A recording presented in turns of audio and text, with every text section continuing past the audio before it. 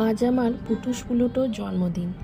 Putus Pluto আজকে 4 বছরে পা দিল।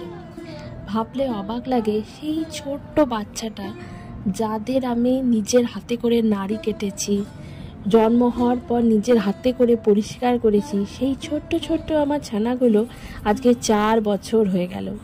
কত ভালো স্মৃতি ওদের সঙ্গে আমার। ওদেরকে আমি কত যত্ন করে, কত আদর করে বড় করেছি। কত খারাপ ভালো সমস্ত স্মৃতি জড়িয়ে আছে আমার ওদের সঙ্গে। যখন ওরা হয়েছিল মানে 2021 সালে, তখন করোনার থাবা বসিয়েছে চারিদিকে। তো তখন আংশিক লকডাউন। যখন পুটুস হয়, পুটুসের নাড়িটা আমি ঠিকমতো বাঁধতে পারিনি, আর তার জন্য নাড়ি থেকে ক্রমাগত ব্লিডিং হচ্ছিল, মানে পুটুস নড়নচড়ন করলেই ব্লিডিং হচ্ছিল। তো আমি তো ভীষণ ভয় পেয়ে গিয়েছিলাম। এদিকে করোনা, আমি কাকে ডাকবো বুঝতে পারছি না।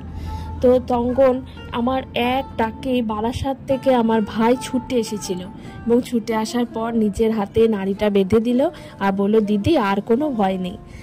এই পুটুসদের জন্মর সঙ্গে এই যে একটা ভালো স্মৃতি, সেটাও জড়িয়ে থাক আমাদের সঙ্গে।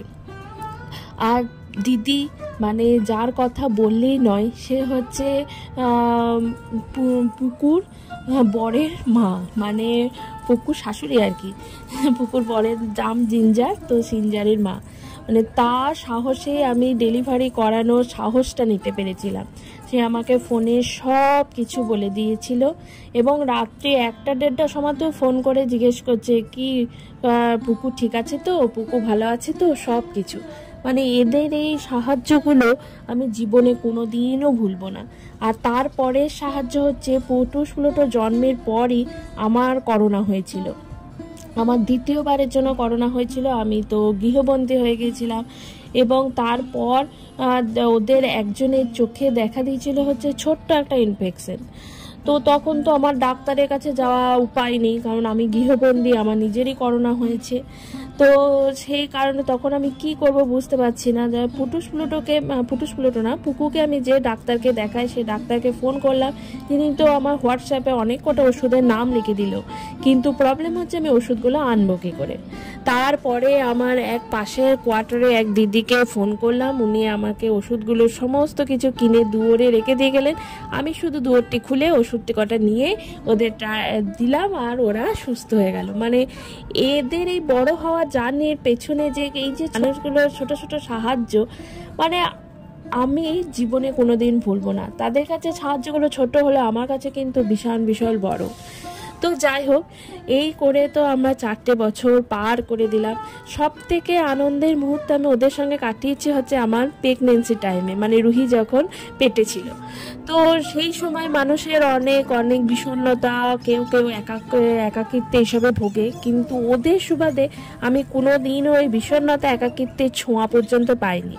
হাজবেন্ড অফিস চলে যাওয়ার পর আমি ওই 3জনকে নিয়ে মহা আনন্দে কাটাতাম। আর অনাগত বেবি মানে রুহির শুধু আসার দিন গুনতাম আমরা 4 জনে মিলে, মানে পুটুস প্লুটো, আমি আর পুকু, আর আনন্দে দিন কাটিয়েছি। তো তারপরে যখন রুহি হলো, তারপরে প্লুটো আর পুকু দেখতাম খুবই ওকে টেক কেয়ার করছে, কিন্তু পুটুস একটু দূরে দূরে থাকতো। আমি তো বুঝতে পারতাম না পুটুস কেন এত দূরে দূরে থাকে বুনির থেকে। তো একদিন কাছাকাছি যেতেই দেখলাম বুনি খুব মহা আনন্দে পুটুসের গায়ে কি সব করছে। মানে তখন একেবারেই ছোট, 10-15 দিন বয়স রুহির, আর পুটুস মুখটা কিরকম করে পাশে বসে আছে। আমি কাছে গিয়ে দেখলাম বুনি ওর লেজের ওখান থেকে এক হাবলা লোম নিয়ে নিজের দিকে প্রাণ টানছে, আর পুটুসের ব্যথা লাগছে বলে পুটুস মুখটা কিরকম যেন একটা করে আছে। সেদিন বুঝলাম পুটুস কেন ওর বুনির কাছে যেতে চায় না। বেচারার বড় বড় লোম কিনা, তাই বুনি সবসময় লোমগুলো নিয়ে খেলা করে। কিন্তু একটা জিনিস আমি আশ্চর্য হয়ে গেলাম, অত জোরে টানার পর পুটুসের মুখ থেকে কিন্তু একটা টু শব্দ বেরোলো না বুনির উদ্দেশ্যে। তো আমি আবার তাড়াতাড়ি লোমটমগুলো ছাড়িয়ে দিয়ে তারপর আর কোনোদিনও পুটুসকে আমি জোর করিনি বুনির কাছে আসার জন্য। ও দূরে দূরে থেকে দেখতো, দূর থেকে দেখতো। বুনি যখন কাঁদতো আমার কাছে ছুটে আসতো। বুনি যখন একটু বড় হলো, যখন আর লোমটম টানতো না, তখন বুনি যখন জলে টলের কাছে চলে যেত, তখন দেখতাম জামাটা টেনে ধরে থাকতো, মানে বুনি যদি আবার জলে পড়ে যায়। এই সমস্ত গুলো করতো, ভীষণ ভালো লাগতো দেখে। তো আজকে এই স্মৃতিগুলো মনে করে এত আনন্দ হয়, আর খালি মনে হয় আনন্দের স্মৃতিগুলো পরে বড্ড তাড়াতাড়ি চলে যায়। তো যাই হোক, আপনাদের কাছে আমার একটাই অনুরোধ, মানে আপনারা শুধু প্রাণপণ ওদেরকে আশীর্বাদ করুন, ওরা যেন সুস্থ থাকে, খুব খুব ভালো থাকে, আর আমিও যেন ওদেরকে ভালো রাখতে পারি। আর ভগবানের কাছে ওদের এই জন্মদিনে আমার একটাই কামনা, যেন ভগবান আমার সমস্ত আয়ু ওদেরকে দিয়ে ওদেরকে সুস্থ রাখে, ভালো রাখে, আর আমার কিছু চাই না।